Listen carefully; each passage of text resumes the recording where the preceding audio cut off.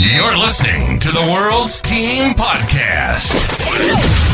It's not just America's team, Cowboys Nation. It's the world's team. Now, here are your hosts, Paul Stewart and Mike Poland. How about them Cowboys? Yo, what is up, Cowboys Nation? Welcome back to another episode of the World's Team Podcast, brought to you by the BLEAV Network and sponsored by Cowboys Experience for ultimate stadium tours, tailgating, game tickets, all the above. Be sure to go to www.cowboysexperience.com and use the discount code TheWorldsTeam. I am your host, Paul Stewart, and as always, I am joined by my co-host, Mr. Mike Poland, where you can find him on bloggingtheboys.com. Mike, how we doing? Yes, good. Plenty of news going on, additions and comments being made, and we've got 30 visits to get through, so very exciting.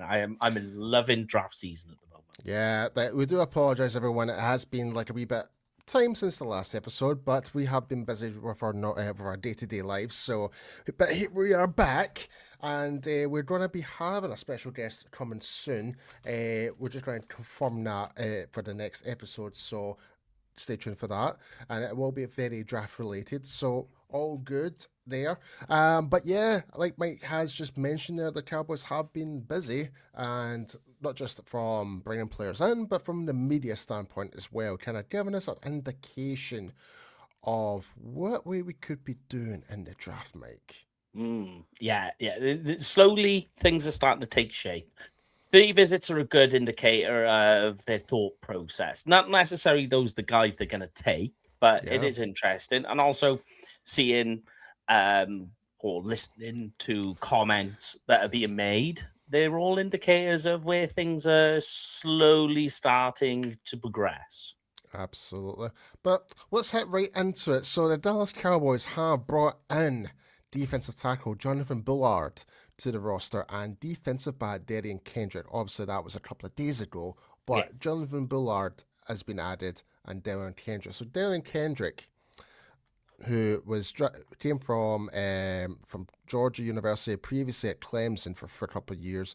He was a 6th round, 212 overall pick, played for the Rams for 2 years, 1 season with the Seahawks, went back to the Rams, and now he's with the Dallas Cowboys. Now, in terms of that, if you want to go through his accolades, he won the national championship twice with Clemson and with Georgia, so back in 2018 and 2021. But other than that, he's had over 102 tackles, 19 pass deflections, and 3 interceptions in his pro career in the NFL. But what's your thoughts, Mike? Do you think this is more of just an add depth piece to this roster? Definitely, yeah. It doesn't remove the idea of drafting a cornerback even early in the first round. This, I would say, is somebody who you can take to training camp, to Oxnard, see what you've got, see if there's anything there. You know, they talk camp bodies, kids camp body. You never know. Sometimes you can strike lucky on these sort of things. We've seen it in the past. Yeah, it's a case really of wait and see. But cornerback, I mean, they're so finite at the position that they need bodies. They need people there. They need to create as well competition at the position. But that's basically really all I felt looking at this. Like, okay, yeah, you're trying to cover yourselves. If you wiped out a cornerback in the first round and you want to wait till the third to see what you can get, you know, like a guy like D'Angelo Rivers or something like that. That's this type of pickup. Yeah, and that's another thing. We'll talk about the draft and stuff like that later on in the episode. But it kind of seems to me like we are diverging away of cornerback in this first round. That's my first impression when what we're trying to do here. And it kind of relates to what Schottenheimer has said. But before we talk about what Schottenheimer says, hit me with it with Jonathan Bullard, Mike. Well, that one is a bit more interesting because they definitely needed to do something with Osagon and to create some, again, competition. He's a definite run stuffing defensive tackle. You don't get really any type of pass rush with him. But the Cowboys, they need that type of guy. We need to be able to stop the run. And if you go and look at Christian Parker in like what he's trying to do, it's going to be heavy on the defensive line. Get that front, creating pressure, making the holes, blocking the holes, making the stops up front. This one, I out of the two, this one I like more. I like most. This one kind of makes a lot of sense in what they're trying to do there. Big solid guy, The reason the pass rush with him is lacking is because the guy he plays the defensive tackle position, inside defensive lineman, and he's only 290 pounds, so he's not getting much push. Really, all he ever tries to do is bull rush. He does have a bull rush. He'll try and push back, and that's about it. Yeah, But absolutely. So, sorry to cut you off there, dude. it's okay. Yeah, I was just going to say, so just to give everyone a little bit more history about likes of Jonathan Bullard, he was selected in the third round, 72nd overall in 2016. So he's been in the league, high veteran within the league. He's been with the Chicago Bears. A lot of clubs. Yeah, Chicago Bears, Arizona, Seattle, Atlanta, Minnesota, New Orleans, and now the Dallas Cowboys. In terms of his statistics, 247 tackles and only 6.5 snaps is what you would kind of expect from a run defensive tackle and that. But forced fumbles, and here's the really fun part about it, 10 pass deflections. Yeah, he'll get his hands up. Yeah, so that was quite interesting. So, and I think when you kind of look at it, it's a need from like basic trading away Osadegizua, but I think it's more to say, okay, what do we have with Jay Toya as well? Yeah. I think that's the kind of question that we have. Like, is Jay Toya the guy that we're kind of hoping he might end up to be, like, get up to that stature essentially? We don't know because we only saw very little of him, and what do you expect from being a 7th round draft pick? But as I was kind of saying earlier, when it comes to the draft, Brian Schottenheimer made some very interesting comments the other day. Do you want to help me with it? Yeah. So he was just delivering some comments to the media. A lot to take away from there. The big one that really stuck out for me was his comment of that you feel. So I'll give you his comment that he said, and I quote, "We've got firepower going into the draft, and we're not done. We're always open for business." So you go, okay, I see. I agree. There needs to be more done to the roster. They have tried to do stuff in free agency. Some has come away, some hasn't. Like some Nakobe Dean, Key Walker, Devin Lloyd are some names that come to mind. And he made that comment that he said, we made a run at some guys in free agency. Sometimes it works, sometimes it doesn't. And what do? You adjust. It's something we're working on 365, 24/7. So you go, okay. But what made all of this interesting? Because they're just like, you kind of like, all right, they're normal coach comments during this time of year. That's fine. Where it got interesting is when he started talking about the linebackers. So he said, so part of it is going to be DeMarvion Overshown having a tremendous year. Shamar James is a guy we're excited about, but we recognize that we've got to fill holes here. So he recognizes, this is why I find it so interesting. He's recognized specifically of all the positions, linebacker is somewhere they need to focus on. Whether it's in the draft or free agency, I feel it's both, which is why he's made this comment. Yeah, no, I totally agree. Or trade. Yeah. Like Schottenheimer says, like business is going to be continued on 365 days, 24/7. So is it more likely they're going to do a trade knowing how much draft capital we've got after the first round? Like, we've only got 1 day to pick. So I can't, unless it's a player who's on a high contract, you can give away a low-end pick for it and take on the hit of the contract. That's the only way I could see it happening. But, and I totally agree. Like, linebacker right now, and I think the targeting of free agency is Nakobe Dean, linebacker. Like, all these other guys as well, like Way Walker, as you can imagine, Devin Lloyd, like, all play that position. and we missed out on every one of them. So it's kind of, in a way, not rocket science. Well, it is rocket science, but because we're basically trying to target a need and we missed out on it. And for him to make the comment, then yeah, there's a lot of gaps in this. So it makes no surprise that he made that comment, if you even know what I mean. So, and it's going to be very interesting to see what the Dallas Cowboys have in stock before leading up to the draft. Yeah, I think it's going to be. I feel they're not going to try and get.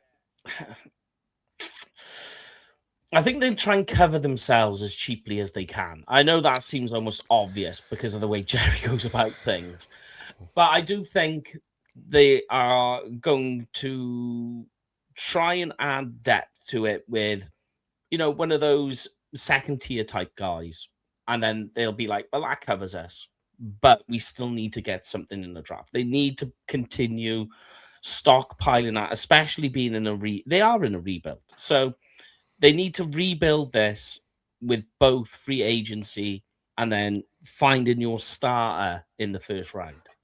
Yep, absolutely. And even with this third round pick we just acquired from Osa, I would like to expect that whoever we pick at 92 has to be a starter. If it's on defense, absolutely. Okay, on defense, because I was going to say there's two positions really. Let's put it this way. I'll pose it to you this way. Let's say the Cowboys get in the first round, they get a linebacker and a cornerback. I mean, take your pick on whoever they decide to choose and which way round you want to do it. Whether it's Rodriguez and Mansour Delane, or they land somehow Sonny Styles and pick up Jeremy McCoy, who just, by the way, had an unbelievable day. He obliterated the pro day, by the way. Let's say they do it that way. The injury concerns are definitely not there anymore, that's for sure. He run in the 40 a 4.37. That doesn't sound like a concern to me where it comes to having that, like, but and a 38-inch vert as well.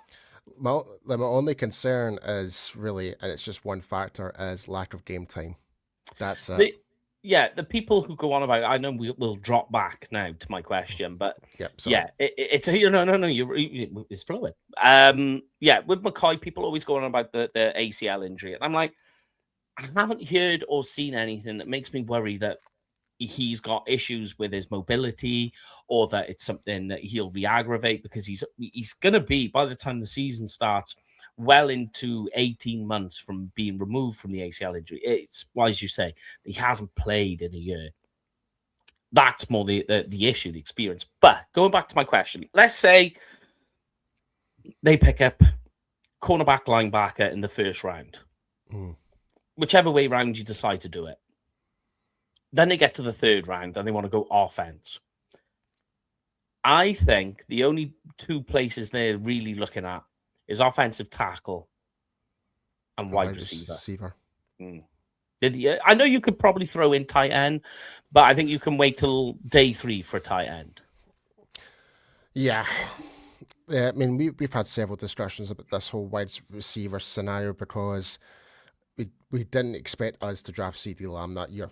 No, that's true. We wanted, like the majority all wanted a defensive end because that was the weakest point of that team. But we basically built strength on strength because we had already had Cooper and Gallup at the time who were just like coming off record seasons. And now we've just added CD Lamb to the equation.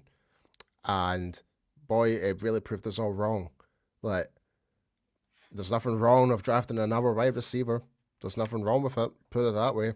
So, but in this scenario, with being at like a third round pick, what more value can that add to some of the guys that we've already got? So, what I'm more thinking, cover yourself, because Terrence Steele, he's not a bad offensive tackle. He's inconsistent, is what he can be. Great on run blocking, questionable on pass protection. Pass protection and penalties. They are the two areas, and the holding calls will they killed rhythm last year for Dak. without a doubt. On the other side with Tyler Guyton, you've just got a big question mark. You're like, what is he going to come? What is he going to develop into? So the offensive tackle idea for me is protecting that, continue the pipeline. In the terms of wide receiver, it's more because, okay, we've got George Pickens on a franchise tag, and I know you're about to mention it in a moment. Is he even going to play on it? The way how things are going right now, I don't think so. Me too. And when you really think about it, especially after what Stephen Jones just said. So, but do you want to break what Stephen Jones said?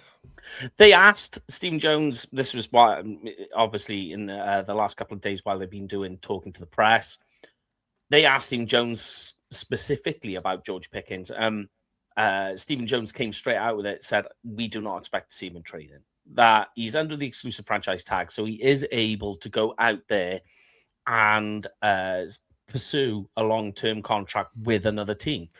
Cowboys, obviously, under the tag rules, have right of first refusal and to offer or put in a counter offer to keep Pickens in Dallas.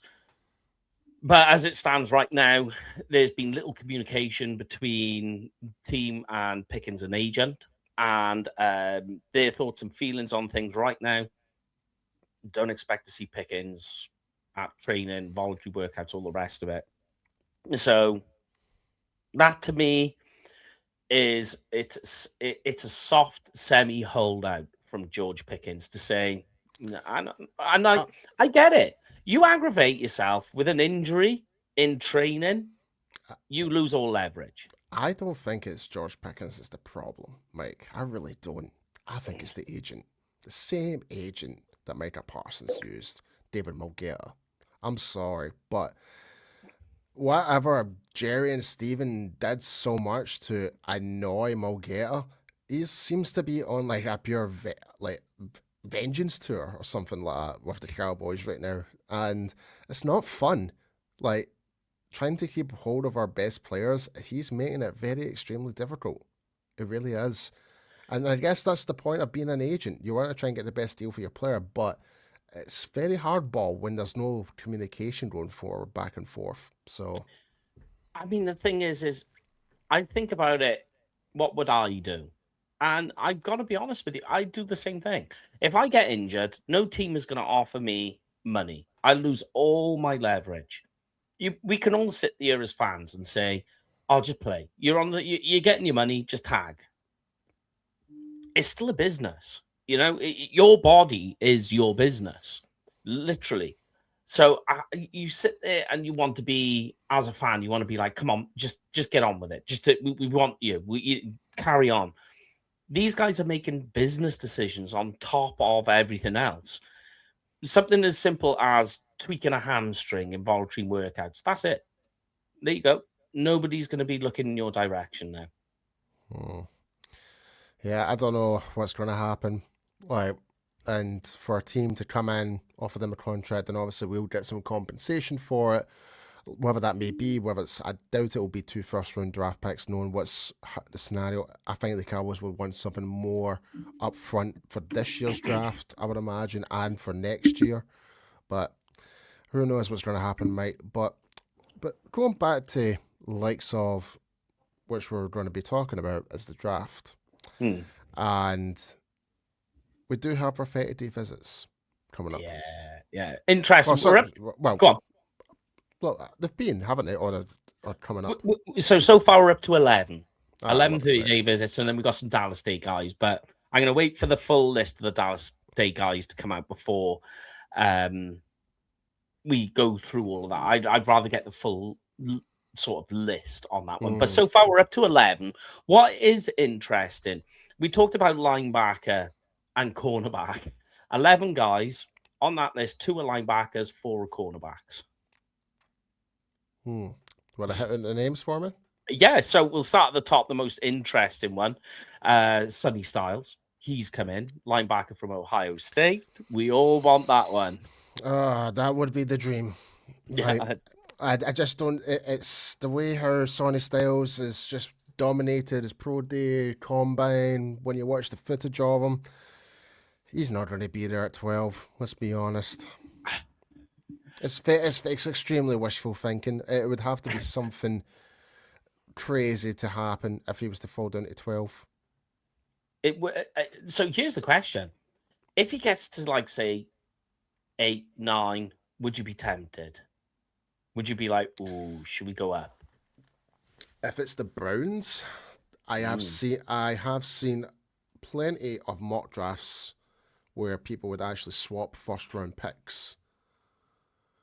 And yeah, if that was the case, then I wouldn't mind. Like, I think it's like if we were to trade up, we would get the Browns pick up front, and we would have the pick, which is I'll need to double check what it is again. Yeah, I know that the one you're on about. I've seen it myself, and it was an interesting one, and it works. Yeah. But here's one that's a little bit more within range. Makes complete sense, and I really hope it's this one. They've had Monsor Delane, cornerback, LSU in for a 3 visit. That's the most logical pick at 12. If he's there. It's within range. I haven't seen Monsor Delane going up way more than beyond pick number 9 because of other needs for the other teams. Yeah. It all seems to be the same suit. Delane, if he's there at 12, I would expect him to be the pick, but we just don't know now what the whole McCoy situation's been like. Like, we've seen plenty of mock drafts and people of insiders within the Dallas Cowboys, well, not so much the Dallas Cowboys, but within the media, real heavy speculated that pick number 12 could be Jamrod McCoy. So, either way, I would rather prefer Delane in a way, but I guess it's just my reservations about McCoy of just being inactive for literally 18 months. That's basically my concern. I know it sounds very small when you think about it, but when you actually do watch his film, watch him how when he was still active, he was an absolute beast. He was making plays left, right, and center. But when you go and look at his pro day, it should have raised all your questions. Like, there's no doubt about the athleticism, the skills there, but it's the mental reps is the question. How long would it take him to get back up to speed?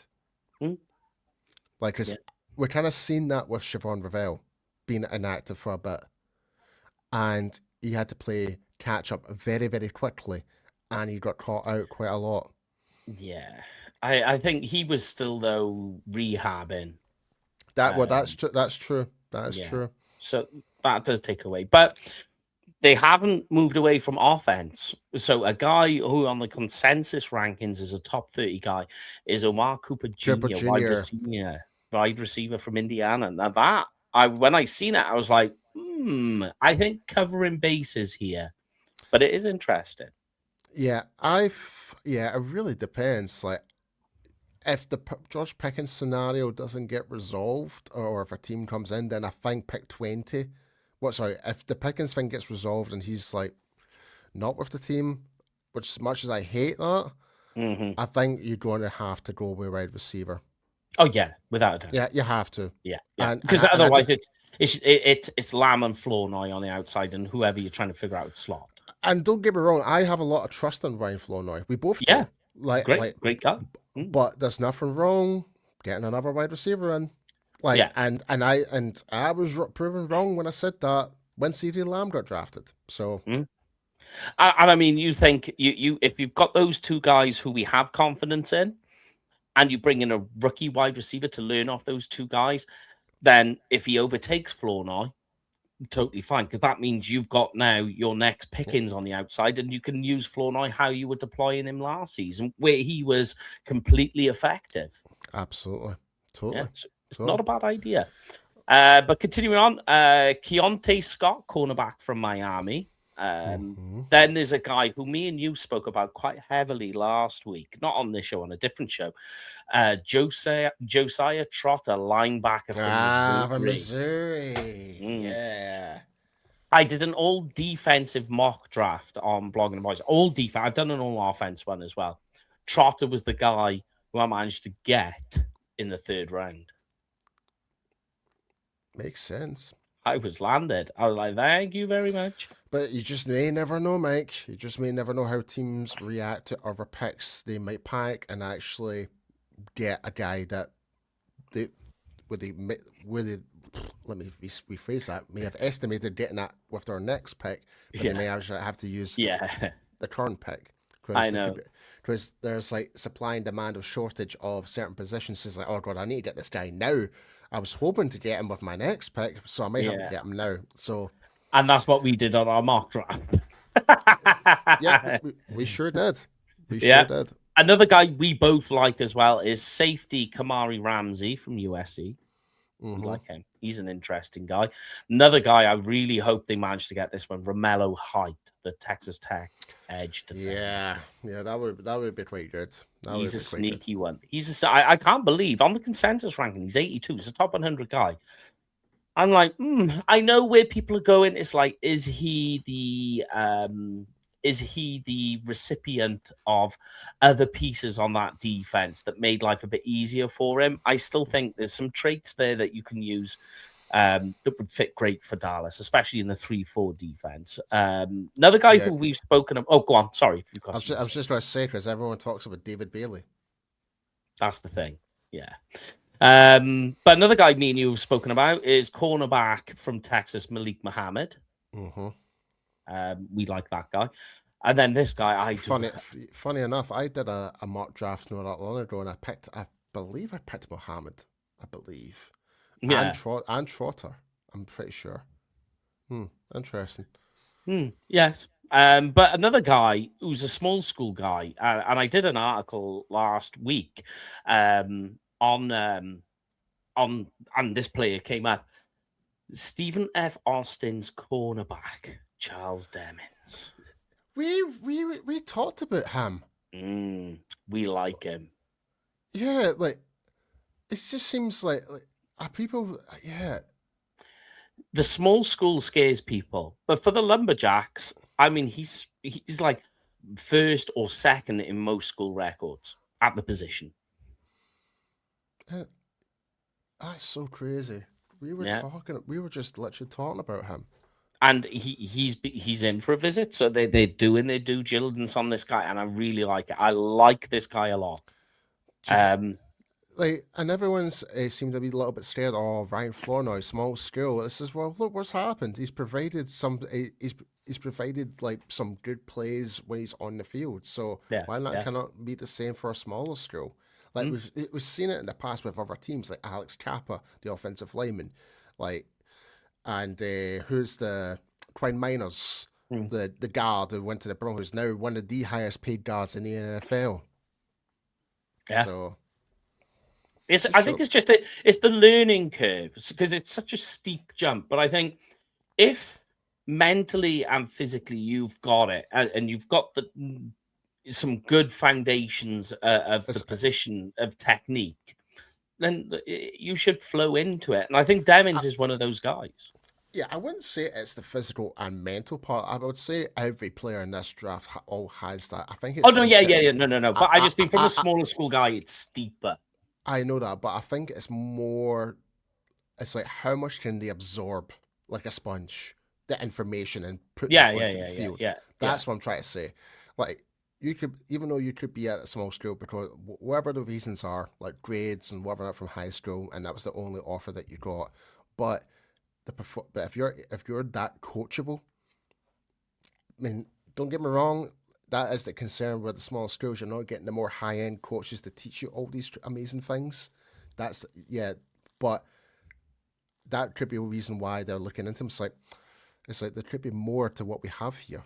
And we saw up with Ryan Flournoy, very small school, but when you actually give him a proper wide receiver coach, and obviously we haven't seen the full gun show when it comes to Ryan Flournoy, but we've seen the glimpses of it. Why not can that transition for other players in different positions? I agree. Yeah. Then the last two guys, a little less known players, kind of UDFA players. It's UCF's edge defender Nigella Carey and defensive lineman from Louisville, Rene Conger. I just said Louisville. Yeah, so we have mentioned all these names. Well, maybe not so much Stephen, the cornerback, but the Congo one we have mentioned in previous weeks in the episodes, and still a bit of an unknown. We still need to look more into him. Yeah. But yeah, very interesting. But I've checked the consensus rankings. He's not even ranked in the top 500. So they must see something. I don't know. But there's something there. But there we go. That's the 30 visit. Yeah, and I know there has been talks, like I've seen it on social media, that Rodriguez had his dinner meeting with the Cowboys. Yes. We all know about that, which I'm happy for. Like I hope he does become a Cowboy. Everyone knows how I feel about it. Same with our good friend Zach Wilchuk. But I just need to kind of wait and see what happens. But yes. But other than that, folks, that is it for this week's episode. Like I said, we will be back some point this week. We will have our special guest coming onto the show. And but yeah, be sure to stay tuned, subscribe to the channel, hit us a like button, and follow us on the World's Team on all social media platforms. But before we do go, Mike, please tell everyone where everyone can find you. Yeah, you can find me on Twitter or X at Kenfig Cowboy. That's Kenfig with a K, Cowboy with a K. And you, Mr. P? You can find me at IamPStew on X and Instagram. All right, folks, that is us. And like as always here at the World's Team, not just America's team, it is the World's Team. We'll see you guys next time. That's a wrap on the World's Team Podcast. Smash that like button and hit subscribe, Cowboys Nation. This ain't just America's team, it's your team. Touchdown! It's the World's Team, only on BLEAV, where real fans live. How about them Cowboys?